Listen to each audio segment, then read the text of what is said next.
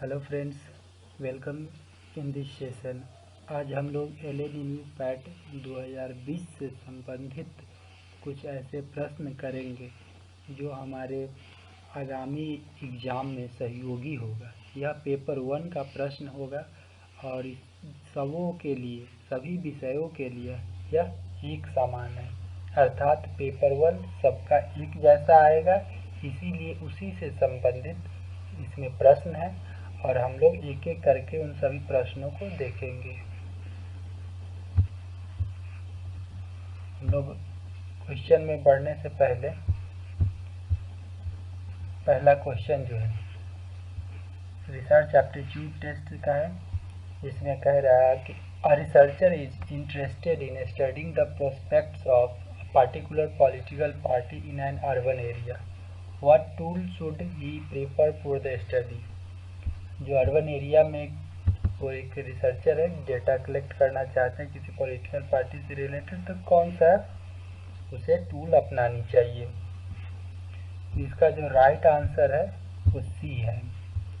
ठीक है, वो क्या है, क्वेश्चनेयर।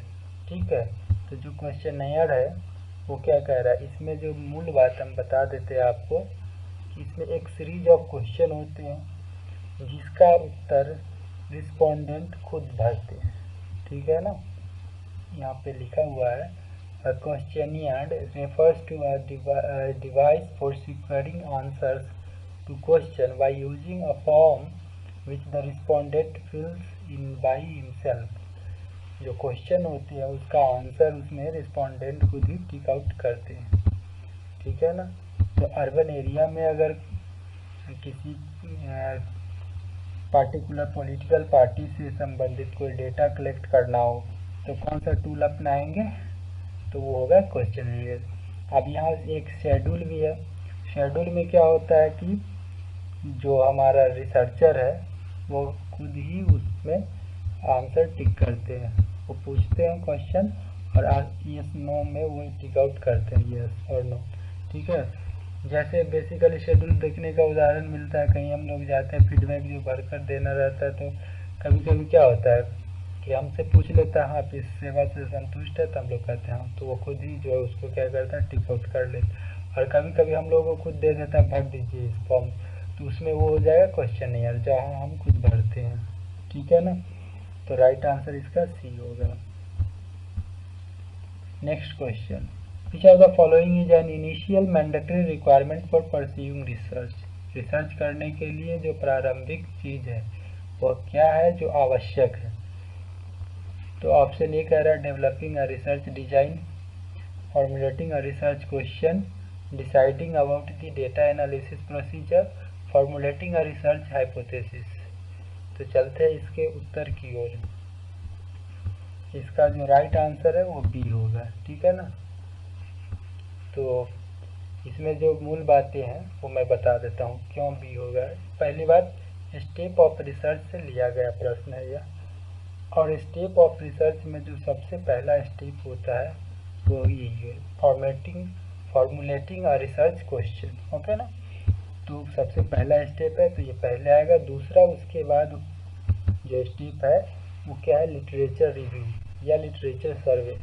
ठीक है, उसके बाद हम लोग हाइपोथेसिस क्रिएट करते हैं, ठीक है, डेवलप करते हैं। उसके बाद जो रिसर्च डिजाइन है, अगेन डिटरमाइनिंग सैंपल डिजाइन, फिर डेटा का कलेक्शन है, फिर डेटा एनालिसिस, उसके बाद हाइपोथेसिस टेस्टिंग और जनरलाइजेशन है, उसके लास्ट में इंटरप्रिटेशन होने के बाद, ठीक है ना, और लास्ट में उसमें क्या है कि रिपोर्ट प्रेजेंटेशन, जो हमारा फाइंडिंग्स आया उसको रिपोर्ट के तौर पर प्रेजेंट करना है। ठीक है, तो these are the sequence which you have to memorize because it follow a logical sequence। okay na, we are moving to the next question। next question का, the issue of research ethics may be considered pertinent at which stage of research। तो इसमें जो answer दिया है वो किसी student ने लगाया था, हमने जहाँ से क्वेश्चन लिया है तो उसमें टिक आउट था, इसीलिए हमने इसको कुछ नहीं किया, लेकिन ये आंसर आप लोग कंसिडर नहीं करेंगे। आप लोग पहले आंसर इसका करेंगे, उसके बाद मैं आंसर की ओर आगे मूव करूंगा। क्वेश्चन क्या कह रहा है कि the issue of research ethics, research ethics से जुड़ी हुई जो समस्या है, जो बातें हैं, किस जो स्टेज में उसे प्रासंगिक समझा जाता है, कंसीडर किया जाता है।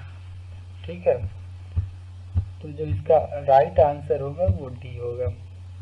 ठीक है, at the stage of reporting the findings, वहाँ पे रिसर्च एथिक्स से रिलेटेड जो इशू है वो पर्टिनेंट है कि नहीं, ठीक है, इसको देखा जाता है। यहाँ पे उसका एक्सप्लेनेशन है, इसे आप एक बार रीड आउट करेंगे, ठीक है ना, तो आपको समझ में आ जाएगा। In which of the following arrangements a wider spectrum of ideas and issues may be made possible। इसमें पूछा जा रहा है कि किसमें आपको जो है बहुत व्यापक आइडिया और इशू जो है डिस्कस किया जा सकता है। ठीक है ना, तो पहला ऑप्शन आपके पास रिसर्च आर्टिकल है, दूसरा वर्कशॉप, ठीक है, तीसरा कॉन्फ्रेंस है और सिंपोजियम है। नेक्स्ट, तो इसके आंसर की ओर बढ़ते हैं। तो जो इसका राइट आंसर है वो क्या होगा, कॉन्फ्रेंस है। ठीक है, क्योंकि यहाँ पे बहुत सारे लोग इकट्ठे होते हैं, ठीक है, और हमारे वो देश विदेश से भी आते हैं, बहुत सारे कोने कोने से, तो यहाँ पे बहुत सारे आइडिया डिस्कस किए जाते हैं। ठीक है ना, जो वर्कशॉप है ये प्रैक्टिकल चीज़ों से रिलेटेड होती है। ठीक है, रिसर्च आर्टिकल में तो कोई खास बहुत कम लोग होंगे, मतलब इंडिविजुअली ये देखा जाता है। ठीक है ना, लेकिन जहाँ कॉन्फ्रेंस होती है, यहाँ गैदरिंग होती है बहुत सारे लोगों की। ठीक है, जो स्कॉलर होते हैं, स्टूडेंट्स होते हैं, ठीक है, रिसर्चर होते हैं, तो उन सब का यहाँ गैदरिंग्स होते हैं किसी पर्टिकुलर सब्जेक्ट के ऊपर, और वहाँ बहुत सारे आइडिया और इश्यूज जो है डिस्कस किया जाता है और उस पर बातें होती हैं। तो राइट आंसर सी होगा। और यह जो है पीपल डेवलपमेंट इन्वायरमेंट के अंतर्गत ये जो है साइंस से रिलेटेड है। तो अब इसका मैं आंसर बता सकता हूँ। ठीक है, क्वेश्चन आप लोग देख लीजिए, पूछ रहा है मिक्सचर ऑफ नॉक्स। ठीक है ना, मिक्सचर क्या होगा, तो इसका जो राइट आंसर है वो सी होगा। बाकी आप लोग इस पर एक्सप्लेनेशन इसका देख लेंगे। ठीक है ना, जो इसमें कह रहा है कि NOx is a common designation of nitrogen oxides NO and NO2। ठीक है ना, तो ये आप एक बार देख लेंगे, ये पीपल डेवलपमेंट इन्वायरमेंट का क्वेश्चन है, राइट आंसर सी है इसका। उसके बाद कह रहा है कि जो सेंट्रल नर्वस सिस्टम है वो मिथाइल मरकरी जो है उससे वो पॉइजनिंग हो जाता है। ठीक है ना, तो उसको क्या कहते हैं। ठीक है, तो उसका जो राइट आंसर होगा वो बी है। ठीक है, मीना माटा डिजीज है, ध्यान में रखेंगे मिथाइल मरकरी के कारण। ठीक है, उसके बाद ये भी पीपल डेवलपमेंट इन्वायरमेंट से रिलेटेड क्वेश्चन है कि जो बायोडाइवर्सिटी टर्म है वो किसने दिया था। ठीक है, तो राइट आंसर इसका जो है वो सी है। ठीक है, वाल्टर जी रोजन, और इसने कब दिया था, इन्होंने 1985 में दिया था। ठीक है, उसके बाद Nanda Devi and Sundarban are example of Indian, किस चीज़ का एग्जाम्पल है।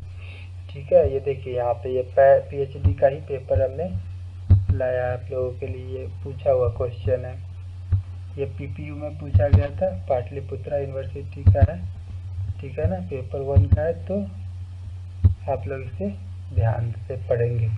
ठीक है ना, तो इसका जो राइट आंसर होगा वो डी होगा, बायोस्फीयर रिजर्व है। ठीक है, और ये कहाँ है, नंदा देवी, तो इसे ध्यान में रखेंगे, उत्तराखंड में है। ठीक है ना, उसके बाद इसे 1982 में इसको घोषित किया गया था, एस्टेब्लिश हुआ था ये।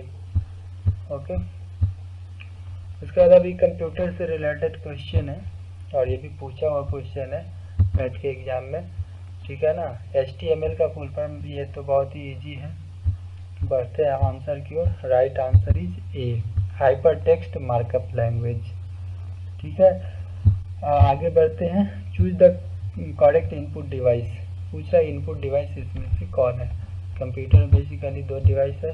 ठीक है ना, एक इनपुट का है जहाँ से हमारा इंफॉर्मेशन या डेटा जो हम कहते हैं जाता है, फिर प्रोसेस होकर बाहर उसका आउटपुट निकलता है। ठीक है ना, output.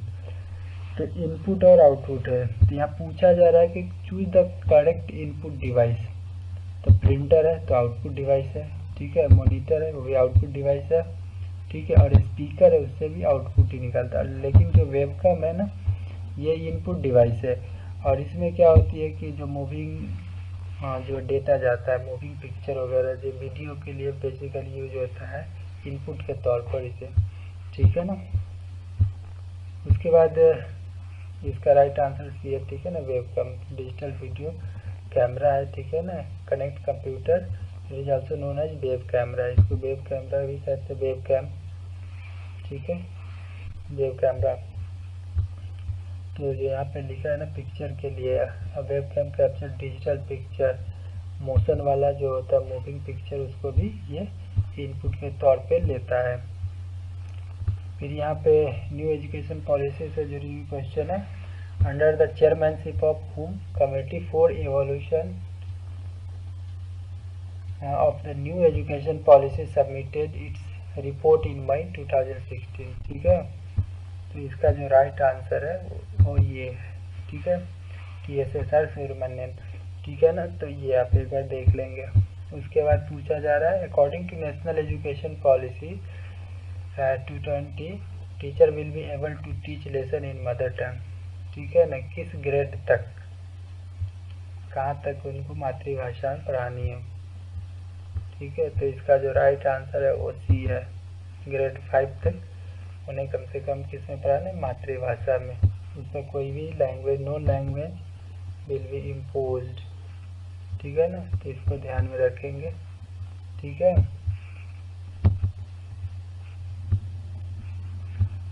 Okay, next, who among the following was the chairman of newly constituted drafting new education policy 220। तो इसका राइट आंसर क्या है, बी, ठीक है, डॉक्टर के कस्तूरी रंगन, ठीक है। उनका जो है ड्राफ्टिंग कमेटी का जो है ये चेयरमैन थे, ठीक है। और इन्होंने कब 31 मई 2019 को जो है रिपोर्ट सौंपा था, किसको सौंपा था, HRD मिनिस्टर को, ठीक है, human resource development minister.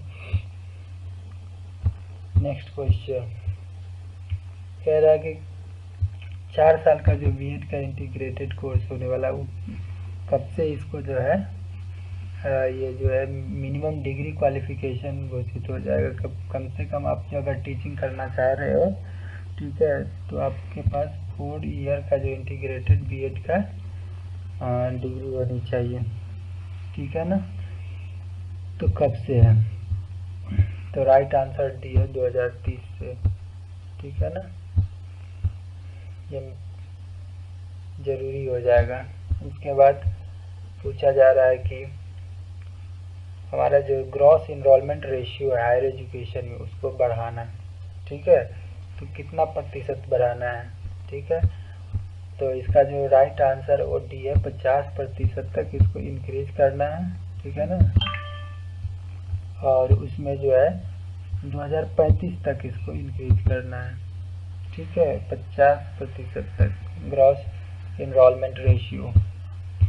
Next question कह रहा है कि dash dash will be created as an apex body for fostering a strong research culture and building research capacity across higher education as per new education policy, ठीक है।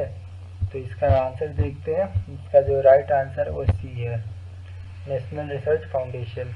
Question कह रहा है कि कौन सा अपेक्स बॉडी बनाया जाएगा, ठीक है, जो रिसर्च कल्चर को बढ़ाएगा, उसकी कैपेसिटी को हायर एजुकेशन में, ठीक है ना। तो नेशनल रिसर्च फाउंडेशन याद रखेंगे।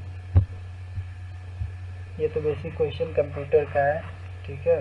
इसका आंसर की ओर ही चल जाते हैं, जो होगा आंसर क्या होगा, बी, ठीक है ना।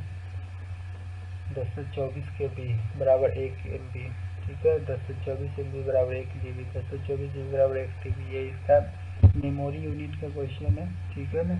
इसको ध्यान में रखेंगे, बार बार इसमें से कोई ना कोई एक प्रश्न पूछ ही लेता है। फिर शॉर्टकट की है, सिलेक्ट ऑल को कैसे सिलेक्ट करते हैं, तो कंट्रोल A से इसको सिलेक्ट करते हैं, ठीक है। राइट आंसर 1 होगा। उसके बाद पूछा जा रहा है कि not a language for computer programming, इसमें कौन सा है जो कंप्यूटर प्रोग्रामिंग करने का लैंग्वेज नहीं है। देखिए बेसिक है, ये लैंग्वेज है, पास्कल भी लैंग्वेज है और कोबोल भी लैंग्वेज है, लेकिन ये विंडोज जो है ये सॉफ्टवेयर है, यूटिलिटी सॉफ्टवेयर, ठीक है ना। तो राइट आंसर सी हो जाएगा, Windows is an example of utility software. बाकी ये 3 ए बी और डी जो है प्रोग्रामिंग लैंग्वेज है, ठीक है ना। और यहीं पर हमारा जो आज का सेशन पूरा होता है, फिर अगले सेशन में मिलेंगे, फिर बात करेंगे, फिर कुछ ऐसे प्रश्न का जो है कलेक्शन रहेगा जिसमें हम लोग उसे करके अपने पैट की प्रिपरेशन को और मजबूत करेंगे और स्ट्रॉन्ग करेंगे। तब तक के लिए नमस्कार।